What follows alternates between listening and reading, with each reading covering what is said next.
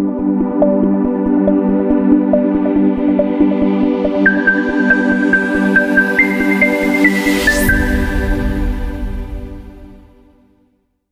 jadi langsung saja kita buka aplikasi Sentuh Tanahku yang ada di Android kita.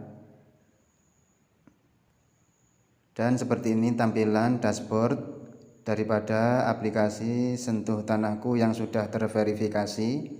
Tandanya di atas ada tanda centang hijau bertuliskan sudah verifikasi. Artinya aplikasi Sentuh Tanahku yang saya miliki ini sudah verifikasi, jadi sudah bisa kita pakai untuk membuka fitur-fitur apa saja yang ada pada aplikasi Sentuh Tanahku ini, dan juga nantinya bisa digunakan untuk mengakses sertifikat elektronik yang sudah kita miliki. Jadi aplikasi Sentuh Tanahku ini sangat-sangat berguna, sangat-sangat penting sekali. Selain nanti untuk mengakses sertifikat elektronik, juga kita bisa memperoleh informasi-informasi yang penting terkait lokasi bidang tanah kita atau informasi-informasi penting dari BPN di mana kita berdomisili. Jadi kebetulan untuk sobat-sobat TNB yang belum mendownload, memiliki aplikasi Sentuh Tanahku ini, silahkan ikuti cara daftar dan cara verifikasi pada video saya yang sudah terupload seperti di samping ini.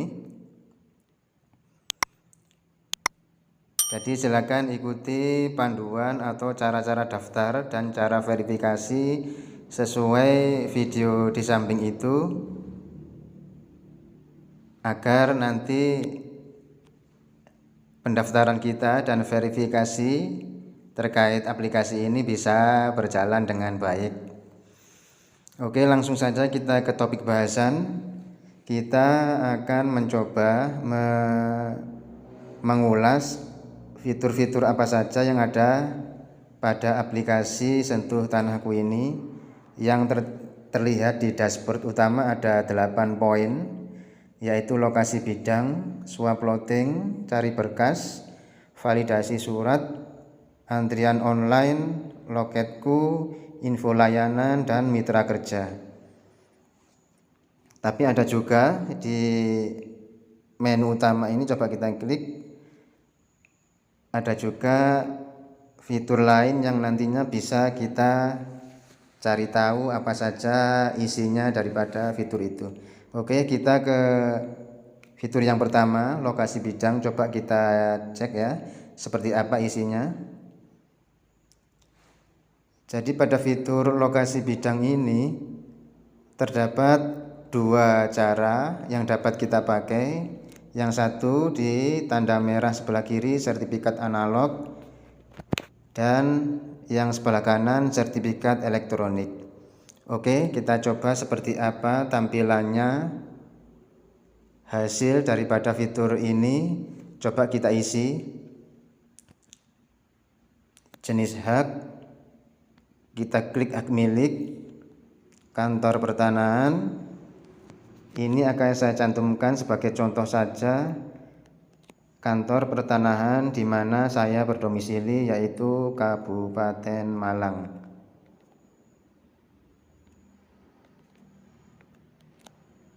Setelah tertulis seperti itu, kita klik yang ada tanda bintangnya yang di bawah ini.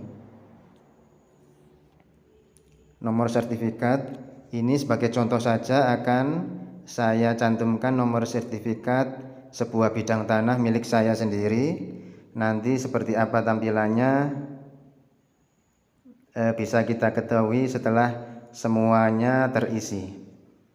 Jadi nanti bagi sobat-sobat TNB silakan saja untuk mengecek bidang tanah milik sobat-sobat TNB, nanti bisa dimasukkan di sertifikat analog terkait nomor sertifikatnya. Saya masukkan saja untuk sertifikat saya. Klik cari bidang tanah.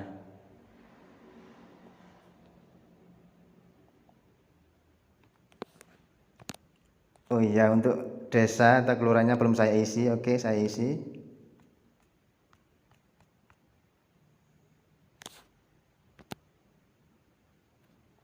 Sudah lengkap, cari bidang tanah, kita klik.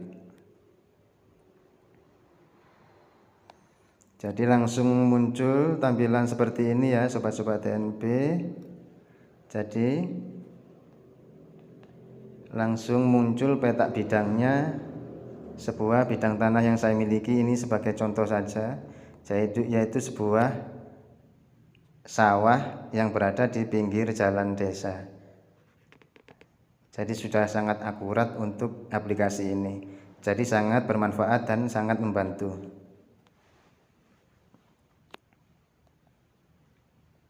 Ini sebagai contoh aja ya sobat TNP. Oke, kita kembali. Setelah itu kita coba untuk yang swaploading.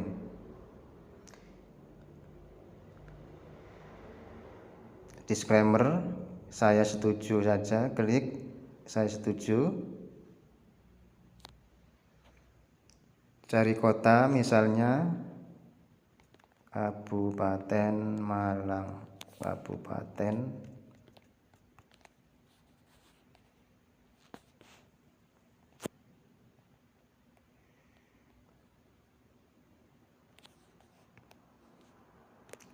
Centang.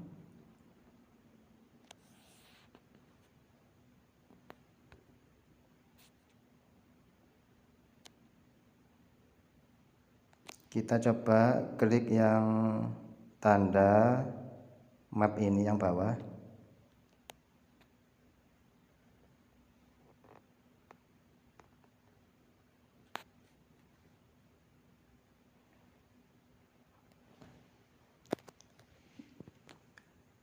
Kita klik yang bersertifikat warna hijau sebelah kiri. Nah, jadi untuk mengetahui swaploading, kita harus memasukkan semua data-data seperti ini.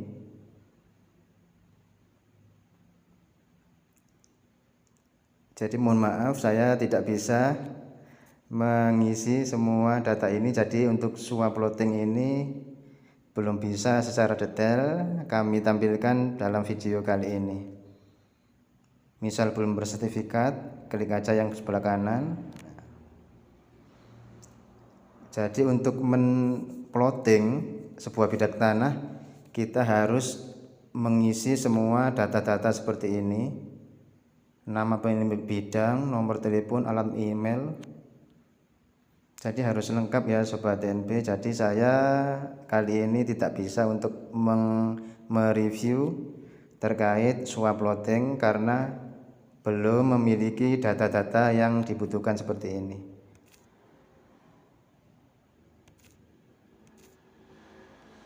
Jadi memang tidak semua fitur-fitur yang ada di aplikasi Sentuh Tanahku ini kita butuhkan ya. Jadi kita bisa memakai atau memanfaatkan fitur di aplikasi ini yang benar-benar kita butuhkan saja. Jadi tidak semua fitur harus kita pakai, tidak. Jadi sesuai kebutuhan kita aja. Untuk fitur yang ketiga, cari berkas, klik. Coba kita cek seperti apa tampilannya. Kabupaten Malang. Nomor berkas, misalnya berkas saya 1349.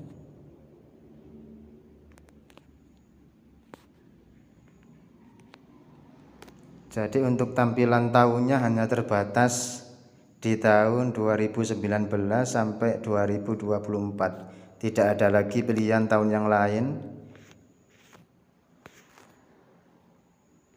Jadi kita coba yang tahun 2019. Captcha harus kita masukkan, captchanya kita isi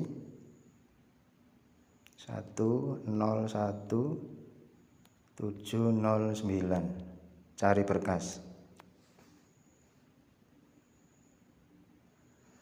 Jadi seperti ini ya isinya sobat-sobat TNB. kita bisa cuman seperti ini tampilan daripada cari berkas, sebuah informasi saja.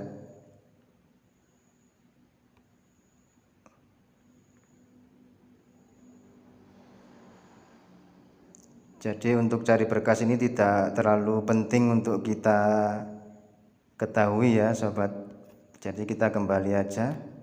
Tapi bagi sobat-sobat DNB yang membutuhkan fitur ini, bisa saja nanti diakses sesuai dengan kebutuhan masing-masing.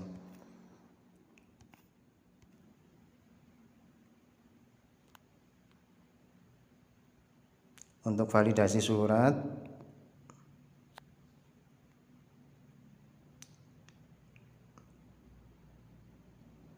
coba kita unggah file. Kebetulan saya sudah menyiapkan file sampul SHM yang saya punya. Jadi coba kita ingin tahu seperti apa hasilnya. Galeri.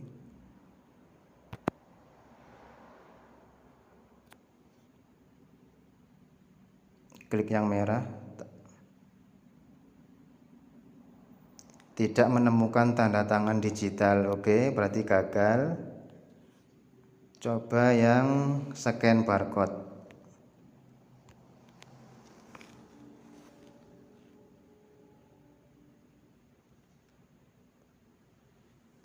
QR code is not valid. Jadi saya belum bisa mereview secara detail terkait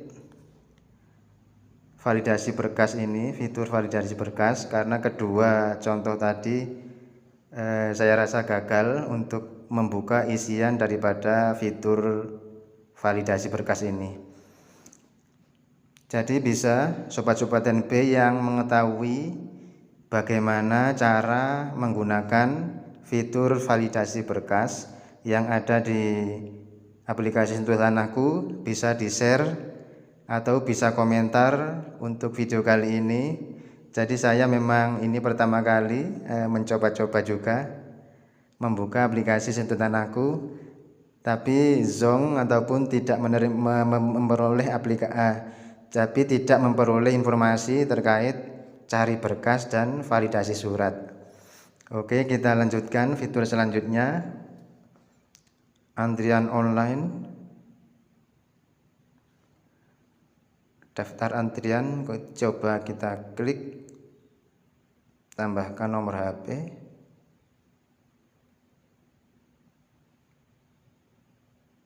Jadi antrian online juga tidak kita butuhkan juga untuk saat ini, karena saya memang tidak sedang mau mengurus sesuatu terkait legalitas. Jadi fitur antrian online tidak kita butuhkan juga. Untuk fitur selanjutnya, loketku, seperti apa tampilannya.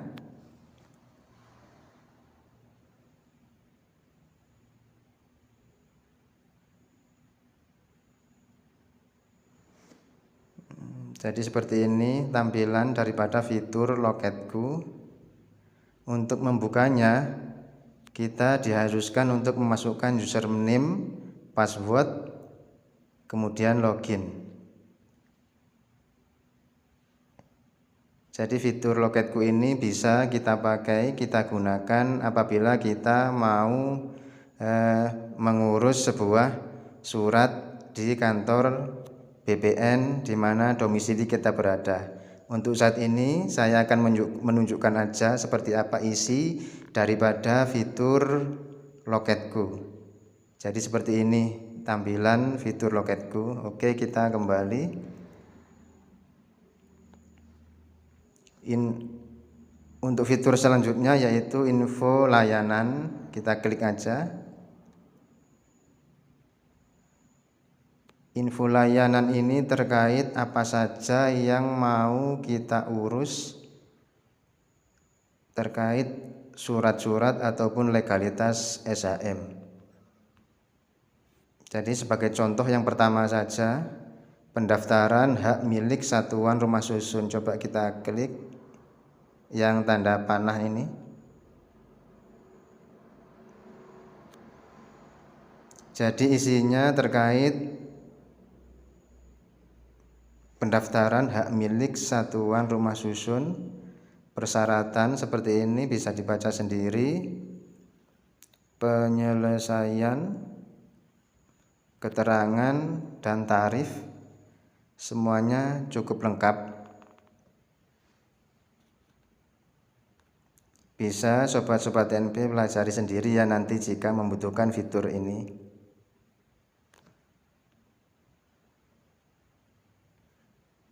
Di sini ada hak tanggungan, informasi pengecekan surat seperti apa tampilannya, pengecekan surat. Jadi sangat banyak informasi yang ada di dalam fitur info layanan ini. Jadi sobat NP silakan memilih saja untuk keperluannya, mau mengurus surat seperti apa nanti di kantor BPN. Misalnya untuk mutasi bisa dibaca seperti apa syarat-syaratnya untuk mutasi atau pembaruan hak, pemberian hak,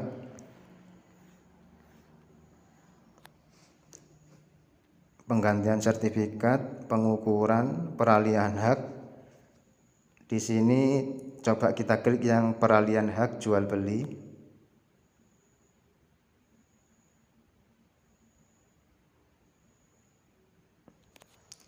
Peralihan hak jual beli persyaratan sangat banyak sekali ya. Jadi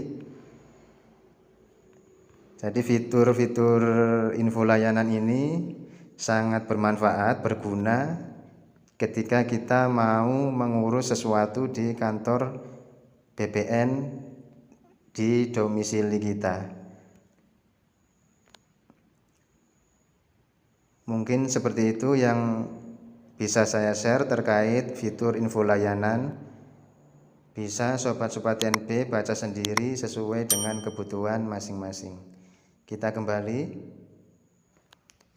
kita lanjut ke aplikasi Sentuh Tanahku di fitur Mitra Kerja. Kita cek. Untuk fitur Mitra Kerja ini ada 3 poin, yaitu PPAT, surveyor, dan penilai. Coba kita klik yang PPAT. Cari kota, kita masukkan sebagai contoh Kabupaten Malang. Kita klik yang bawah.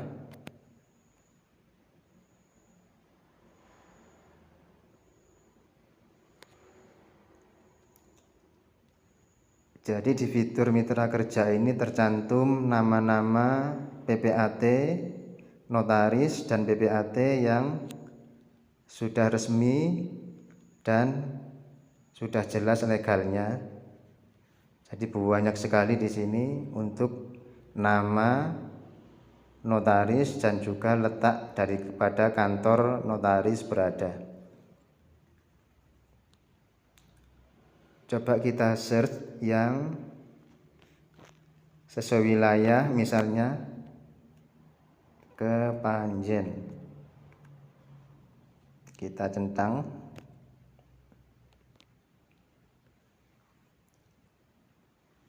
Jadi langsung muncul sobat NP nama-nama PPAT yang ada di wilayah Kepanjen. Sebagai contoh wilayah Kepanjen.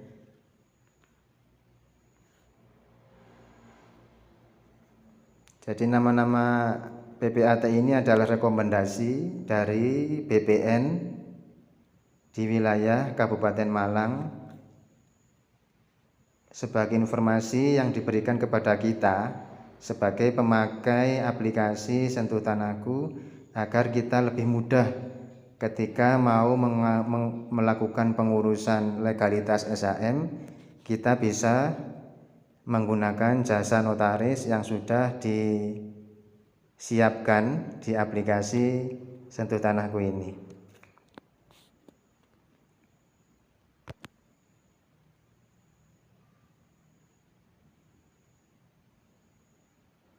Untuk di Kabupaten Malang sendiri banyak sekali, mulai dari A,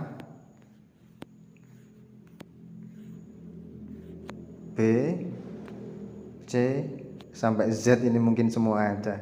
Jadi sangat-sangat recommended sekali untuk aplikasi ini, sangat membantu kita apabila kita hendak melakukan pengurusan sebuah surat di kantor BPN. Kita bisa memilih saja salah satu dari PPAT yang sudah terdaftar ini sesuai domisili di mana kita berada.